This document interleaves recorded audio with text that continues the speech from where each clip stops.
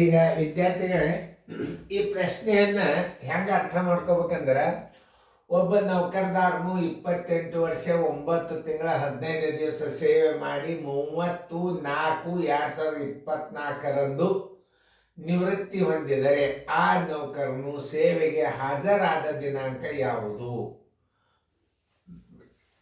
ಇದು ಬಹಳ ಇಂಪಾರ್ಟೆಂಟ್ ಅದ. ಅವ ಎಷ್ಟು ವರ್ಷ ಸೇವೆ ಮಾಡ್ಯಾನಲ್ಲ, ಅದನ್ನು ನೀವು ಆ ನಿವೃತ್ತಿ ದಿನಾಂಕದೊಳಗೆ ಏನು ಸೇವೆಗೆ ಹಾಜರಾದ ದಿನಾಂಕ ಬರೋಬ್ಬರಿ, ಸೇವೆಗೆ ಹಾಜರಾದ ದಿನಾಂಕ ಬರೋಬ್ಬರಿ, ಹಾಜರಾದ ದಿನಾಂಕ ಬರೋಬ್ಬರಿ ಎಲ್ಲೇ ನಿವೃತ್ತಿ ದಿನಾಂಕ,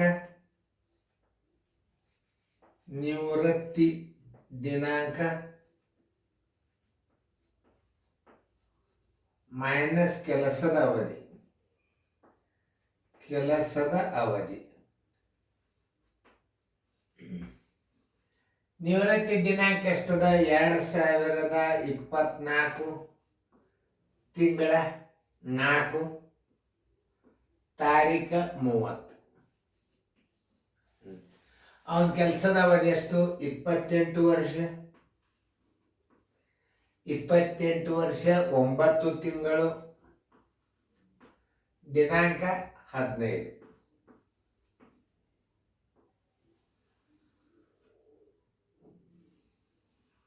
ನೋಡಿ, 30ರಾಗ 15 ಆದ್ರೆ 15, 4ರಾಗ 9 ಹೋಗಂಗಿಲ್ಲ.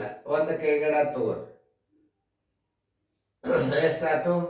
12 4 16. 16 9 ಕಳೆದ್ರ, ಇದನ್ನ 12 ಕೂಡ್ಸೊಂಡ್ರ 16 ಎಷ್ಟು ಕಳೆದ್ರಿ? 9 ಕಳೆದ್ರಿ. 9 ಅಂದ್ರೆ ಎಷ್ಟಾಗ್ತದ? 9 1 7 16 ಪೂಜೆ ಅಂದ್ರೆ 7ನೇ ತಿಂಗಳ.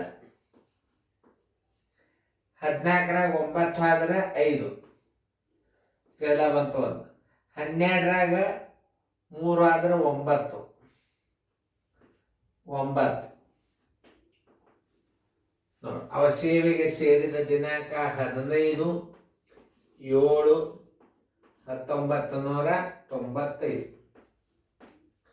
ಎಲ್ಲದ ಹುಡುಕ್ಯಾಡ್ರಿ. 15/7/1995 ಇಲ್ಲೇ ಅದ ನೋಡಿ. ಉತ್ತರ ಸಂಖ್ಯೆ ಎ. ಹಿಂಗೆ ತಿಳ್ಕೊಬೇಕು ಗಣಿತಗಳನ್ನು. ಅಲ್ಲಿ ನೋಡಿ, ಒಬ್ಬ ನೌಕರನು 1998/5/1 ನೌಕರಿ ಹಾಜರಾಗಿ ಅವನು 25 ವರ್ಷ 8 ತಿಂಗಳು 30 ದಿವಸ ಅಂದ್ರೆ 30 ತಿಂಗಳಾದಿನ ದಿವಸ 30 ದಿವಸ ಸೇವೆ ಸಲ್ಲಿಸಿದನು. 35ನೇ ದಿನ ದಿನ ದಿನ ಸೇವೆ ಸಲ್ಲಿಸಿದನು. ಹಾಗಾದರೆ ಅವನ ನಿವೃತ್ತಿ ದಿನಾಂಕ ಯಾವುದು? ಆ ದಿನ ಅಂತ ಬರೋದನ್ನು ಮಾಡ್ತಿದ್ರೆ ಮಾಡ್ರಿ, ಟೈಮ್ ಕೊಟ್ಟದ. ಮ್ಯೂಟ್ ಮಾಡ್ರಿ, ಮ್ಯೂಟ್ ಮಾಡಿ ಗಣಿತ ಮಾಡ್ರಿ, ನಾ ತಿಳಿಸ್ತಾನೆ. ಒಳಗೊಂದು ಸ್ವಲ್ಪ ಅಕ್ಷರ ಬರ್ದದ್ದು ಅಡ್ಜಸ್ಟ್ಮೆಂಟ್ ಮಾಡ್ಕೋಬೇಕು, ತಪ್ಪಿರ್ತಾವ ಒಳಗೊಮ್ಮೆ. ಹಾಂ, ಈಗ ನೋಡಿ, ಮುಂದಿನ ಗಣಿತನ ಮಾಡಿ. ಒಟ್ಟು ಏನು? ನಿವೃತ್ತ ದಿನಾಂಕ ಬರೋಬರಿ, ನಿವೃತ್ತ ದಿನಾಂಕ ಬರೋಬರಿ, ನಿವೃತ್ತಿ ದಿನಾಂಕ ಬರೋಬರಿ ಏನದ? ಹಾಜರಾದ ದಿನಾಂಕ,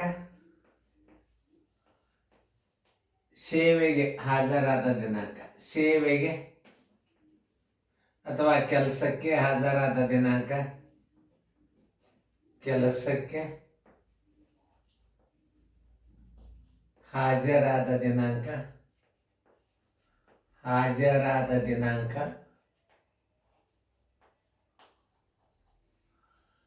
ಪ್ಲಸ್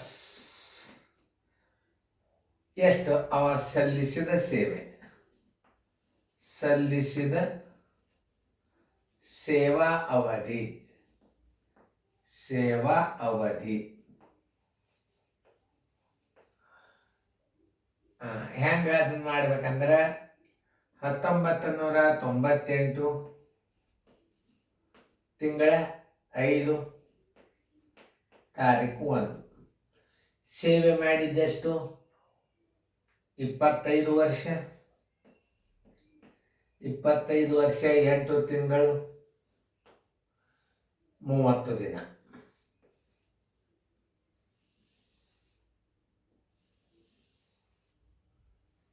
ನೋಡಿ ಈಗ ಇವೆರಡು ಕೂಡಿಸಿದ್ರೆ ಏನಾಗ್ತದೆ? 31 ದಿನ ಆಗ್ತದೆ.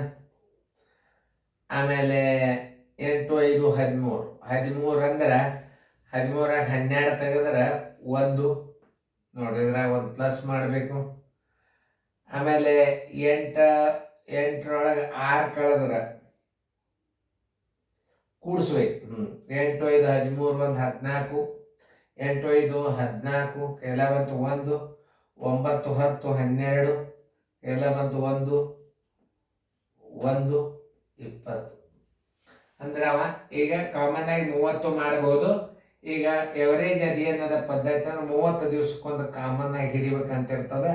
ಅದನ್ನು ನೀವು 30 ಕಳೆದು ಹಿಂಗೆ ಉತ್ತರ ಇಟ್ಟಿದ್ರು ಇಡ್ಬೋದು. 31 1 24 ಇಡ್ಬೋದು. ಅವಾಗ ಏನು ಮಾಡಬೇಕು?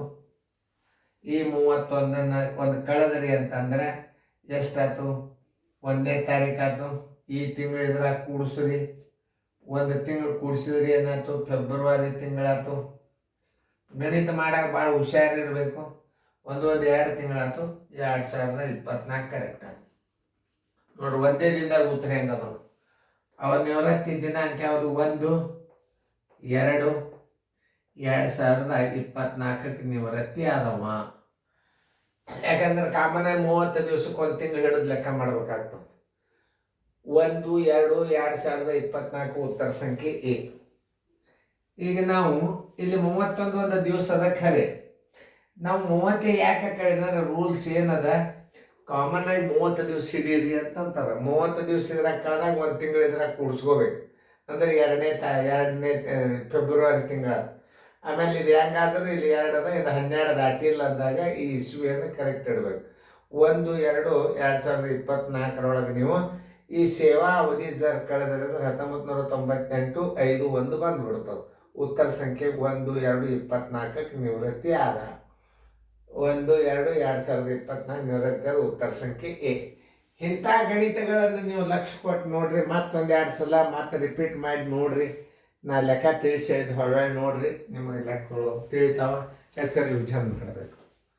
ರಿವಿಷನ್ ಮಾಡಿದರೆ ಗಣಿತಗಳು ತಿಳಿತಾವೆ. ಚೆನ್ನಾಗಿ ಫೇರ್ದಾಗ ಬರ್ಕೊಡ್ರಿ.